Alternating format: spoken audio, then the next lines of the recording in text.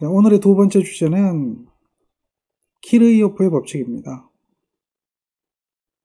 직류에서 두 번째 주제입니다. 잘 기억하세요. 얘는 특별한 거는 아니에요. 법칙이 두 가지가 있어요. 법칙이 두 가지가 있는데 하나는 전류법칙하고 하나는 전압법칙으로 나눠져요. 전류법칙과 전압법칙에 대한 차이점만 기억하면 돼요. 그래서 보통 전류법칙을 1법칙이라고 하고요. 전압법칙을 2법칙이라고 해요. 무슨 이야기냐면 특별한 거 아니에요. 자, 우리가 이제 이러한 회로를 한번 봅시다. 이 회로를 잠깐 한번 보면 여기를 보세요. 여기 보면은 전원이 있죠. 그리고 저항이 있는 거예요. 이게 부하입니다. 그리고 전류가 흐르죠. 이때 이제 우리가 전류에 흐르는 지점을 하나를 잡아볼게요. 여기를 한번 잡아볼게요. 요거를 A라고 하는 지점이고요. 여기를 한번 잡아볼게요. B라고 하는 지점이고요. 여기를 한번 잡아볼게요. 물론 전선이 있는 부분입니다. C라고 하는 지점이죠. 그럼 전류가 우리 정의를 내릴 때 전류의 정의는 플러스에서 마이너스로 흐른다고 하죠. 마이너스에서 플러스로 흐른다 그렇게 정의 안 하죠. 꼭 기억하세요.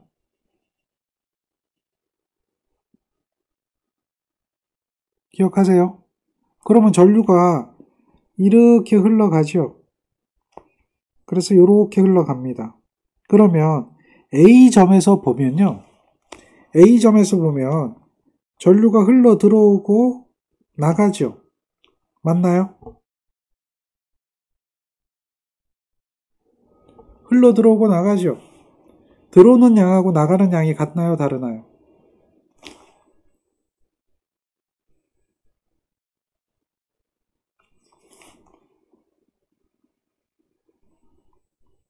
같죠? 예, 그 얘기를 하는 거예요. B점에서 한번 볼까요? B점. B점에서 보면 전류가 이렇게 플러스에서 마이너스로 흐르겠죠? 거기서도 들어오는 양하고 나가는 양이 같나요? C점에서 한번 볼까요? 들어오는 양하고 나가는 양이 같나요? 그렇죠. 그게 1법칙이에요. 그게 1법칙이에요. 정리되겠습니까? 1법칙이 뭔지 이해를 하셔야 돼요. 그러면 지금 얘는 회로가 간단한데요. 회로가 좀 복잡해져 가지고요. 회로가 복잡해졌어요. 여러 가지 회로가 있었어요. 그랬을 때에 요 점을 기준으로 해서 한번 봅시다. 자, 요 점을 기준으로 해서 보면 전류가 흘러 들어왔죠. 그래서 전류가 이렇게 가고요. 이렇게 가고요. 또 이렇게도 가고 이렇게도 가고 이렇게도 가죠. 이해되나요? 전류가 지금 들어와서 여러 가닥으로 나눠 간 겁니다. 이때 들어오는 전류가 I라면 나가는 전류는 뭐예요? I1, I2, I3, I4, IN입니다. 이해되나요? 그럼 들어온 것만큼 나가는 거죠. 중간에 뭐 더 생기거나 그런 건 없단 말이에요. 들어온 것만큼 나가는 거예요. 그러니까 전류 법칙은 I1 더하기, I2 더하기, 3 더하기, 4 더하기, 얘는 뭐예요? I가 되는 거죠. 얘가 무슨 법칙이에요? 그렇죠. 얘가 전류 법칙이에요. 키르이호프의 전류 법칙이에요. 어렵지 않아요? 즉, 들어오는 전류하고 나가는 전류가 똑같다는 거예요. 들어오는 전류하고 나가는 전류가 어떻다? 똑같다. 이해됐나요? 들어오는 전류하고 나가는 전류가 같다. 어디에서? 회로망 중에 아무 곳이나 어디에서? 한 점에서 점 하나를 잡으면 들어오는 양하고 나가는 양이 같아요. 이것을 갖다 우리는 뭐예요? 1법칙이라고 해요. 너무나 간단하죠. 근데 이게 별것 아닌 것 같지만 굉장히 많이 써먹어요. 조금 전에 이야기했던 오음의 법칙도 그렇고요. 지금 이야기했던 이 키르요프 법칙도 그렇고요. 다 써먹어요. 이 법칙은 뭐냐? 이 법칙은 전압법칙이거든요. 자, 이걸 이제 먼저 이야기하게 될 때에 앞으로 잠깐 한번 가봅시다. 자, 이걸 한번 봐봐요. 전원이죠. 에너지를 공급하는 거죠. 이것을 우리는 전원이라고 그래요. 에너지를 공급하는 것을 뭐라고 부른다고요? 전원이라고 불러요. 전원. 이해됐나요? 에너지를 공급하는 거예요. 그래서 이 전원을 공급하는 개념으로 보는 거예요. 전기 에너지를 공급해요. 그러면 여기 저항이 있는 거죠. 저항 R이 있어서 일을 하는 거예요. 일. 그러면 공급받는 에너지, 즉 여기서 에너지를 공급하게 되면 얘는 에너지를 공급받는 거죠. 공급하게 되면 공급받는 거죠. 그래서 일을 하는 거거든요. 그러니까 에너지를 공급한다라고 해서 에너지 상승인데 그걸 뭐예요? 전압을 공급한다고 해서 전압 상승이라고 불러요. 반대로 올라간 만큼 떨어지는 거죠. 상승된 만큼 떨어져야 되잖아요. 반드시 그래요. 그게 이 법칙이에요. 상승된 만큼 전압이 여기 와서 떨어져요. 전압 에너지를 공급한 만큼 감소하는 거예요. 에너지 감소. 그래서 그걸 갖다 뭐라고 하느냐? 전압 강하라고 그래요. 이해하겠죠? 전압 상승하고 전압 강하가 있어요. 그러니까 전압을 상승시킨 만큼 그 에너지가 전압이 강화된다는 얘기죠. 이해되겠습니까? 전압이 상승한 만큼 여기서 뭐가 일어나요? 강화가 일어나는 거예요. 즉 여기서 3V에 대한 전압을 공급했으면 여기 어떻게 돼요? 3V에 대한 전압이 떨어지는 거죠. 그래서 이 회로의 전체 전압은 얼마가 되죠?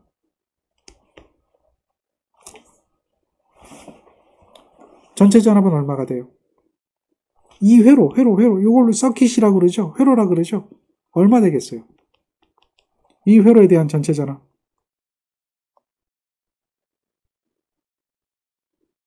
0이죠, 0. 공급한 거하고 떨어진 거 합쳐버리면 플러스 마이너스 돼서 뭐가 돼버려요? 0이 되는 거예요, 0. 이해하시죠? 0. 자, 이 법칙에 대한 개념은 이거예요. 여기서 보면 얘가 뭡니까? 전압을 공급하는 거고 얘네들은 뭐예요? 전압이 떨어지는 거죠. 그래서 얘를 뭐라고 불러요? 전압 상승이라고 부르죠. 여기에 떨어지는 게 두 개가 떨어져요. 저항을 두 개를 연결했기 때문에. 저항을 이렇게 연결하는 것을 우리는 뭐라고 부르냐면 저항 두 개가 1에 연결되어 있죠.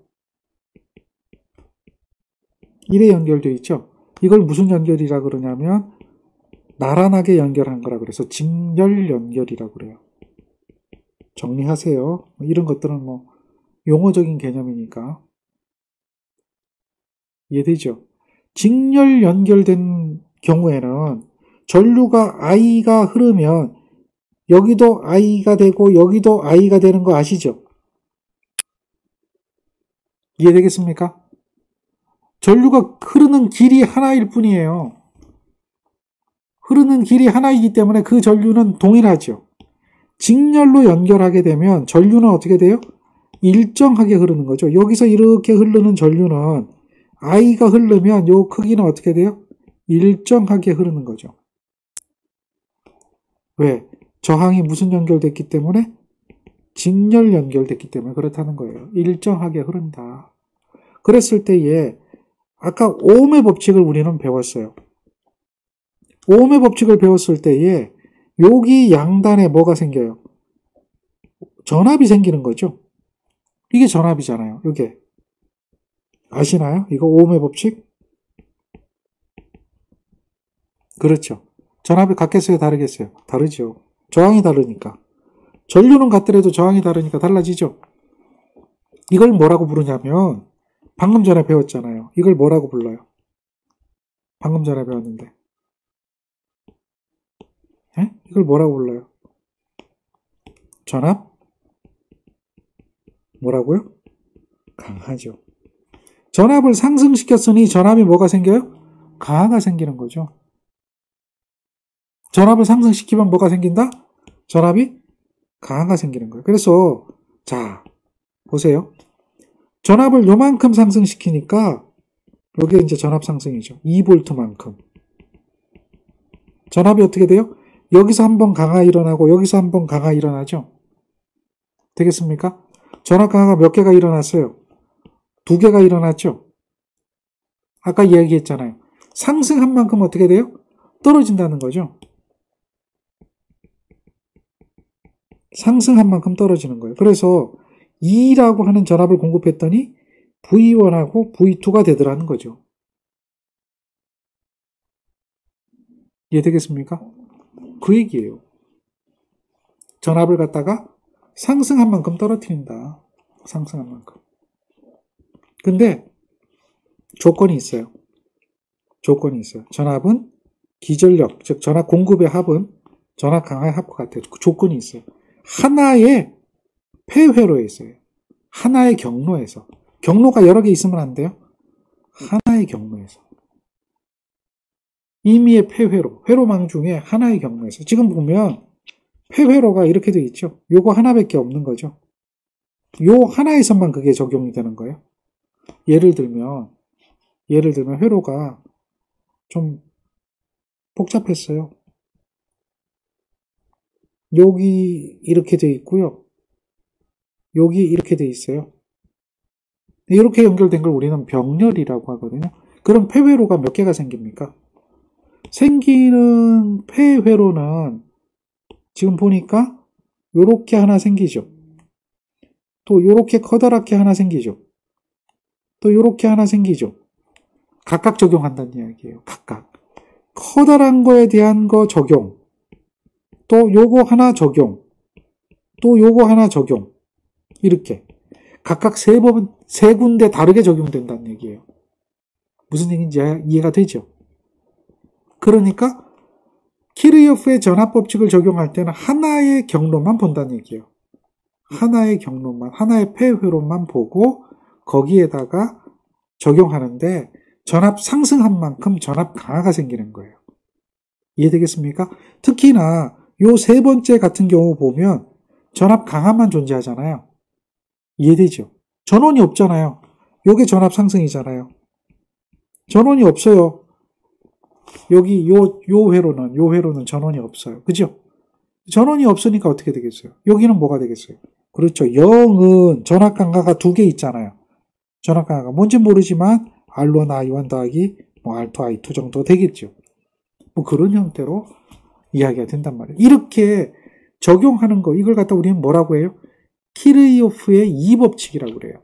그래서 키르요프의 법칙은 1법칙과 2법칙이 있고요. 1법칙은 전류법칙이에요. 자, 2법칙은 뭐라고요? 전압법칙입니다. 그래서 이렇게 2가지 기억해야 돼요. 자, 조금 전에 했던 첫 번째 주제 오음의 법칙하고요. 두 번째 주제 키르요프의 법칙 이 2가지를 가지면 대부분의 회로는 다 해석을 해요. 물론 이걸로 해석이 안 된다라고 하면 우리가 이제 뒤에서 배우는 게 뭐 있는데 중첩의 원리, 데브랑의 정리, 노튼의 정리하는 이러한 재정리를 가지고 해석하는 방법이 있고요. 또 키르요프의 방정식이라고 하는 게 있어요. 키르요프의 법칙을 이용한 방정식. 그래서 절점, 마디, 보목 이런 걸 가지고 회로 기하학을 세우고 그 각각의 절점에 대한 절점 방정식이나 마디 방정식 이런 것을 세워서 방정식을 해석하는 방법이 있어요. 그런데 이제 그러한 방법은 복잡하기 때문에 전기기사에서는 출제가 되질 않아요. 재정리까지는 나와요. 그러면 가장 기본적인 이야기가 지금 했던 오음의 법칙과 키르요프의 법칙을 이해하고요. 그것으로 회로 해석이 안 된다라고 하면 해야 되는 부분이 바로 뭐예요? 재정리를 이용해서 해석하는 방법. 데브랑의 정리, 노튼 정리, 밀만 정리, 중첩의 원리 이런 걸 가지고 해석하는 방법. 이렇게 배우게 될 거예요. 첫 번째로 요 2가지 주제, 오음의 법칙에 대한 주제와 지금 얘기하는 키르요프의 법칙에 대한 주제를 이용해서 회로를 해석한다라고 보시면 이해가 쉽게 될 겁니다. 자, 정리가 되겠죠? 여기까지 정리 잘 해놓으세요.